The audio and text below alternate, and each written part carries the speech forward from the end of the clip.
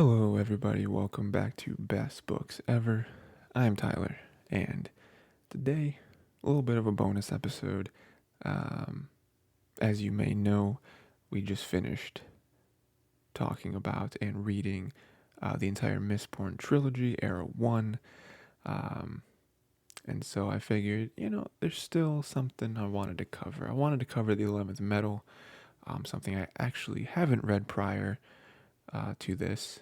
So that'll be a first time for me as well. And I gotta say it's pretty cool. But didn't want to make it a full episode because this episode's probably gonna be pretty short, and didn't want to shortchange for the full like Sunday release. So yeah, 11 Metal by Brandon Sanderson. I just want to say that because it is a new book. So yeah, like I said, it is a short chapter, and I thought it was pretty interesting. There's definitely something, because going into this, like I said, we just finished the Mistborn trilogy, the first one, and I've already read that prior, so rereading it, very cool, all that stuff. But I was a little hesitant coming into the 11th Metal because I'm just like, is it gonna be worth it? Like, is there gonna be anything actually interesting in this? And I think there was. There was just fun little tidbits that don't really continue on like past the trilogy that we just read, but it does put some things into perspective maybe, and just like fun little tidbits, I think. And I think that's all this had to be. And being only 23 pages, that's really all it had to be, is just fun little tidbits. So um yeah, I don't have a lot of notes on this. I'll just run through all my notes. I usually don't run through all of them because I normally have about 100 notes and I cut it down to like 10, but it's so short, doesn't matter. One fun thing is that the picture of the flower that we see uh, prominently in the trilogy turns out to possibly not be the actual photo that Mare kept. Probably just it seems like just a recreation, because in this we see that Kelsier is trying to draw it, and we know from his thoughts that he's tried to draw it a bunch of times from memory.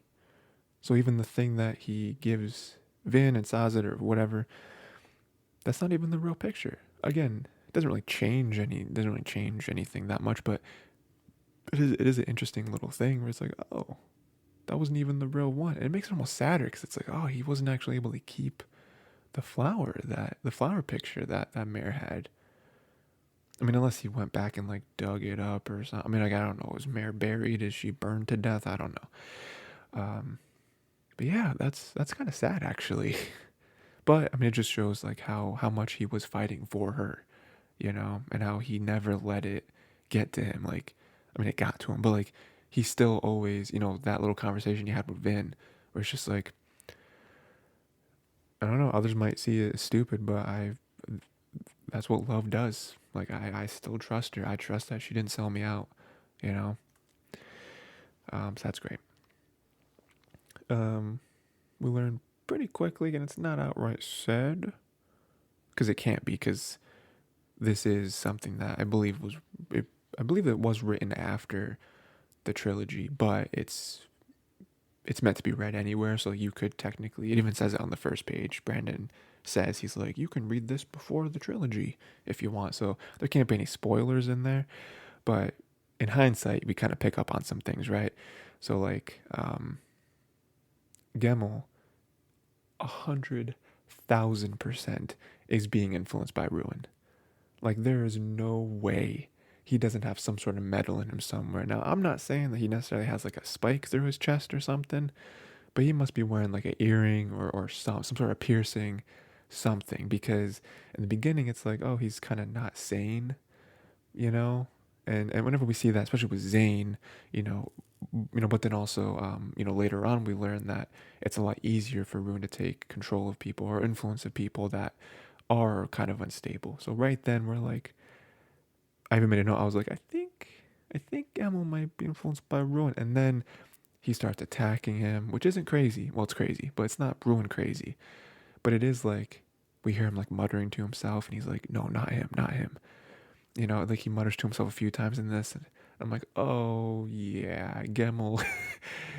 Ruin is all up in his mind, which is cool because again, if you did read this before the trilogy, you wouldn't think anything of it.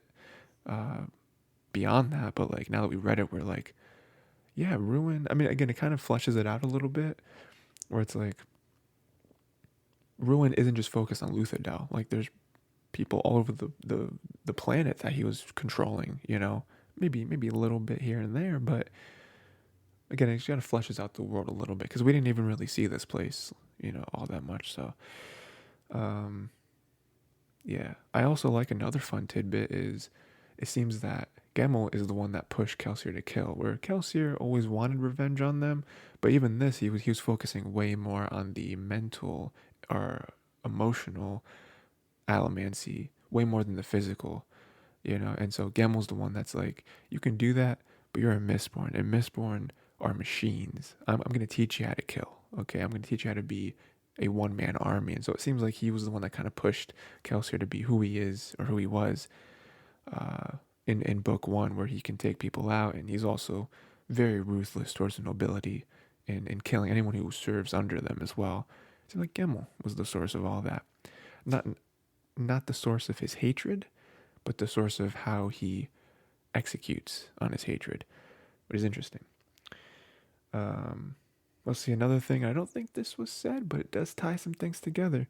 Kelsier thinks about how he tells Gemmel and other people, presumably, that he grew up on the streets with the Ska, but apparently he didn't.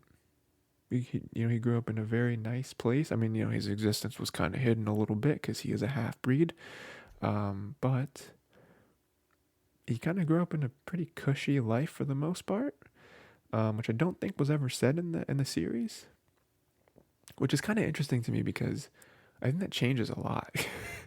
Like, oh, this can be read before the trilogy, can it? Because that I feel like is interesting. I mean, you might not make the connection until it's too late, which maybe what Brandon is kind of banking on, but him not being full Ska is kind of crazy. Well, I guess we would have had to assume that because you can't, for the most part, you can't have any elemental powers without having some noble blood. So I guess that's not the craziest thing ever.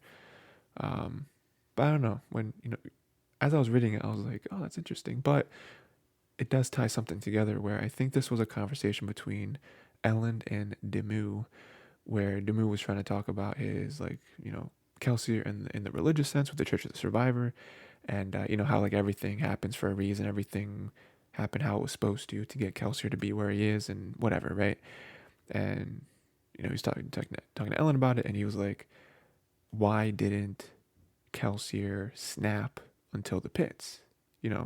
Trying to push the narrative that again he God or the world or whatever had to make him snap at the pits because that would turn him into who he is today. That would, and again, all the puzzle pieces kind of line up in a specific way to get to where we are now. And it's something you can dismiss, be like, whatever. But even Ellen kind of thought about that point and was like, that's a good point. Like someone who grew up the way you believe Kelsier did, comparing it to someone like Vin, right? And even like all the tragedy before that, like that he had to have gone through with his other thieving crews and stuff, because Kelsier didn't start this like thieving crew life after the pits. Like he was doing it all the time before this, right? How is it possible that he was never in a position to snap before then? This kind of explains it, where he's like, well, he never really had to. Never really was. He actually was never in a position like that before. So that kind of explains it a little bit, I think. What else? Gemmel randomly attacking him, I think, is really cool. I think it's easy to look at it and be like, oh, Ruin is there, but I don't know. I don't think Ruin's influence really has anything to do with it. I think Gemmel might just kind of be like that. And it does sort of explain some of the ways that Kelsier would act towards Vin. Not as ruthless as that necessarily, but even just him leading Vin up onto the wall of Luthadel and then being like, all right, jump off now. And she obviously doesn't want to, very, I'd be scared. But he's like, you either jump off or you have to go down the stairs, but that's where all the guards go down. And you're going to have to explain to them how you got up here. Again, not as ruthless as what we see from Gemmel, but we can definitely see some of it wearing off on him, where it's like, oh yeah, you do kind of have to push. The best way, seemingly, is to just push them into the ocean and be like, swim, you know, you gotta do it. So that was cool. And then we have the fight scene where Kelsier does kill Shezler. And yeah, that's kind of his first one, his first Allomancer maybe that he's killed, I think. Possibly. Well, no, because he fought out of the pit, so it doesn't matter. But like that's a big moment for him, like fighting another Mistborn, getting that training. Um, it does seem, even if it's not the first one he's killed, it does seem like that's kind of where the switch happens. Um, it definitely feels that way because by the end of the book, that's literally what's said. Where he's like, he has a purpose now. He has this plan, and we know that the plan is the budding of the plan that becomes steal from the Lord Ruler or possibly kill the Lord Ruler. I don't know. I don't know if even he was thinking about that specifically that early, but yeah. So that's awesome. And then the 11th Metal business. The whole point of the story, well, not the point, but the title of the story is the 11th Metal, and we see that Shezler was researching. He was looking into it. He was the one with the books. He was the one, torturing those Ska to test out or to maybe just find the 11th Metal. We don't know where he's heard it, but that is the research that Kelsier finds and snags away, and that's where he gets it. So yeah, it seems like Kelsier's not the only one that was thinking about there possibly being more metals to use, and I think that would make sense. In a world where there's metals that do powers, like why wouldn't you want to test out other metals? Like, oh, there's got to be other ones out there. Like, do we think that we've actually found every single one already? It'd be at least fun to try, right? Try other metals out there. Torturing Scott, not quite on that page.